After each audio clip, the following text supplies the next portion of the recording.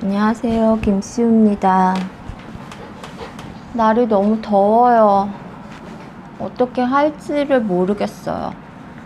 저희 오늘 20시간 자고 6시에 일어나서 이제 딱 4시간 움직였는데도 너무 더워요. 근데 이 집에 와서 좋은 점이 있다면 제가 옛날에 일어나자마자 씻었던 그런 습관을 다시 찾은 것과 초코파이를 끊었다는 거.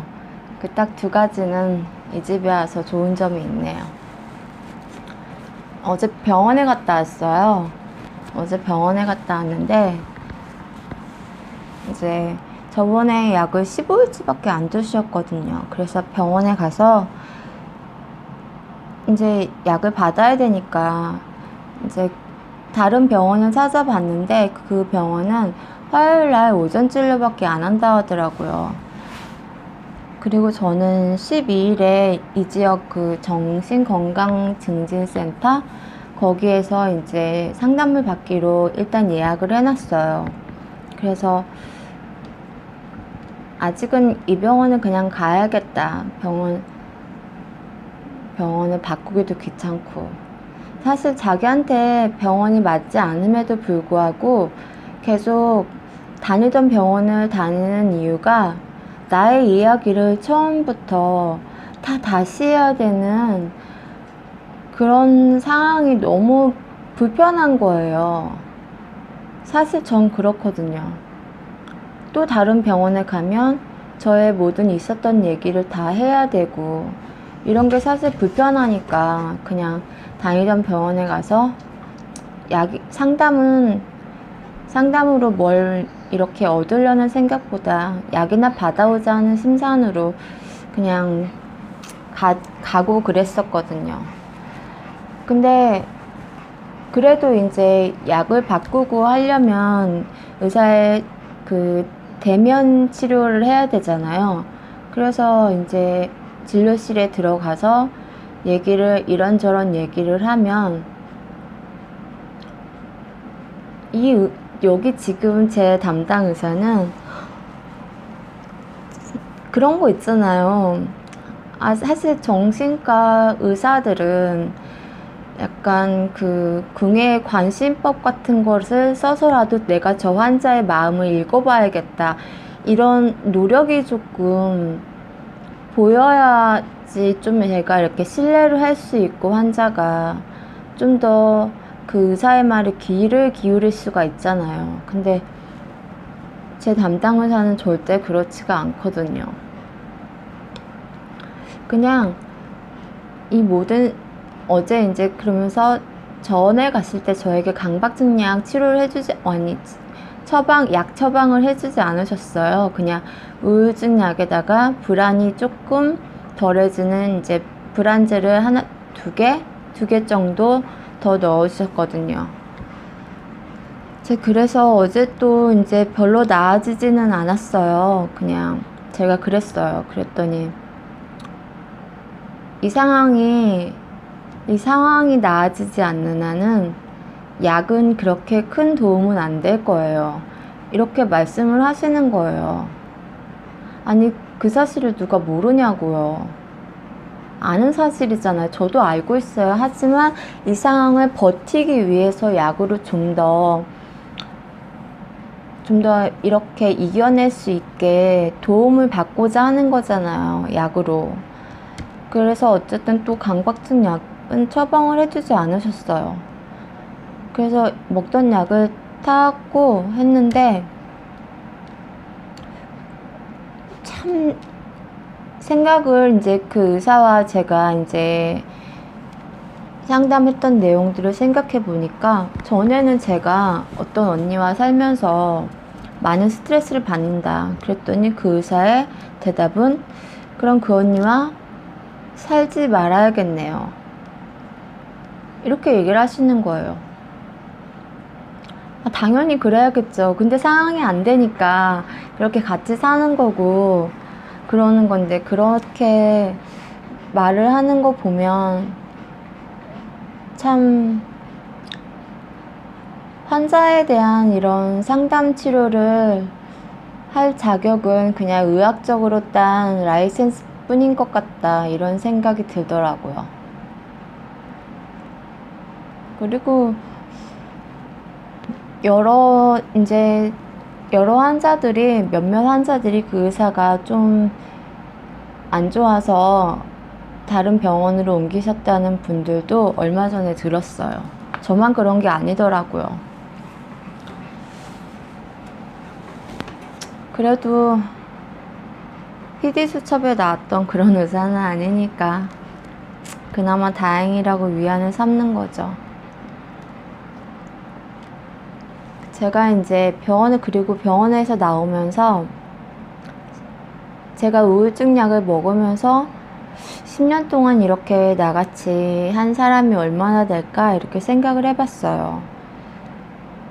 근데 제가 10년 동안 우울증 약을 먹고 이런 정신과 치료를 받으면서 약을 먹고 이렇게 했음에도 불구하고 제가 낫지 않았지만, 그렇게 최악의 제 몸 상태나 정신 상태가 최악의 상황까지 가지 않은 건 그나마 수면제 처방을 안 받아서 그런 걸까 하는 생각이 들더라고요.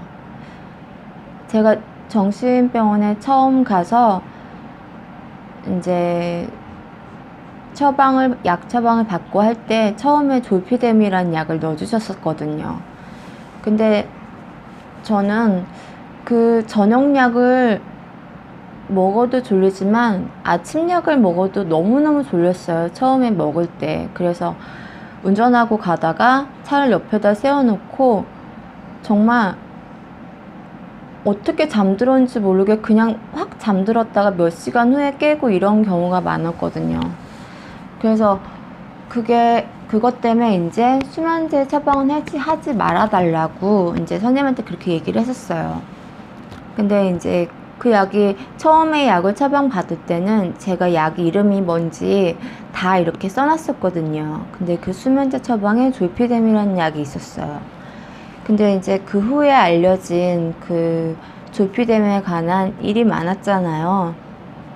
그러니까 그 졸피뎀 약을 처방받으면서 10년을 우울증 약을 먹고 졸피뎀 약을 먹으면서 10년 넘게 이렇게 장기간 버틸 수 있는 사람들은 많이 없었을 거라는 생각이 들어요. 실제로 수면제 처방을 받고 한꺼번에 먹고 자살을 시도를 한 사람들도 많거든요. 근데 다행히 저는 그렇지 않았어서 지금까지 좀 개선되지는 않고 나아지진 않았지만 그래도 막 그때보다 확 더 나빠지고 이러는 악화 증상은 없었던 것 같아요. 여러분들 중에서 혹시 다 수면 장애를 겪고 계실 거예요, 아마. 새벽에 잠을 못 자거나 이런 경우가 많을 텐데, 그냥 저처럼 일일 안 하고 집에 계신다면 그냥 졸릴 때 자고 안 졸리면 그냥 하고 싶은 일을 하고 다른 일을 하고 이렇게 해서 수면제 처방은 되도록 안 받으시는 게 좋을 것 같아요. 그리고 이 정신과 약에 대한 부작용에 대한 이야기도 많잖아요. 그래서 제가 어제는 또 의사한테 그 얘기를 했어요. 요즘에 제가 10년 동안 우울증 약을 먹고 신경정신과 약을 먹어서 그런지 기억력이 너무 떨어진다, 이렇게 얘기를 했어요. 그랬더니 약에는 부작용이 없다, 이렇게 말씀하시더라고요. 근데 그것도 참 위험한 발언이에요. 왜냐면 모든 약은 다 어떤 사람이 어떻게 복용하느냐에 따라서 조금씩 부작용은 나타나게 마련이거든요. 근데 의사 선생님이 참 위험한 발언도 많이 하시는 것 같아요. 그래서 요즘 저는 쓸데없는 고민도 많은데 이런 중요한 고민도 너무 많고 정신적으로도 피곤한데 사실 육체적으로도 좀 피곤해요. 이 강박증이라는 게 저는 약간 어렸을 때부터 있었던 것 같거든요. 집이 쾌적하지 않으면 쉬고 싶지가 않아요. 그래서 청소를 해야 되고 지금은 애들을 키우기 시작하면서 하루에 막 청소를 2번 정도는 해요. 하지 않고 쉬는 날도 하루 정도는 있어요. 일주일에. 근데 대부분 그렇게 해요. 제가 그렇게 하면서 저 스스로를 너무 피곤하게 하는 거죠. 차라리 애들이 이렇게 사람이었다면 좀 많이 방치했을 거라는 생각도 들어요. 그래서 아이들을 방치하는 부모들에게 약간 정신적인 문제가 있을 것 같다라는 생각도 들거든요. 근데 애들이 말을 못하다 보니까 제가 방치할 수가 없는 거죠. 그래서 이제 애들을 돌보고 이렇게 하는 것만으로도 굉장히 부지런해야 돼요. 이게 근데 우울증은 약간 무기력하잖아요. 그리고 이제 약을 먹으면 이렇게 잠깐 반짝하는 그런 에너지가 생겨서 이제 움직이곤 하는데 또 말의 흐름이 바뀌었어요. 아무 말 대잔치로 또 바뀌었어요. 그래서 어쨌든 저는 일단 이렇게 저를 피곤하게 하는 이런 모든 상황에서도 이제 수면제 처방을 받질 않아서 하루에 해야 될 일들은 이제 기본적인 일들은 가사노동이죠, 말하자면. 그런 것들은 다 하고 잠을 자요. 이제 다 하지 않고 잠을 한두 개 정도 빼먹고 그랬을 때도 있지만 대부분은 다 하고 잠을 자거든요. 이제 그러다 보면 이제 잠이 안 오다가도 어느 순간 제가 잠들어 있고 그래요. 이제 그런 이유로 수면제 처방을 받지 않았어요. 그러니까 나아지고 싶고 이 우울한 감정의 기복을 좀 더 오래 겪고 싶지 않으신 분들은 항우울증 약 중에서도 좀 더 이렇게 활기참을 불어줄 수 있는 그런 약을 드시는 것과 동시에 수면제 처방은 안 받으시는 게 좋을 것 같아요. 죄송합니다. 오늘도 아무 말 대잔치를 해서. 안녕.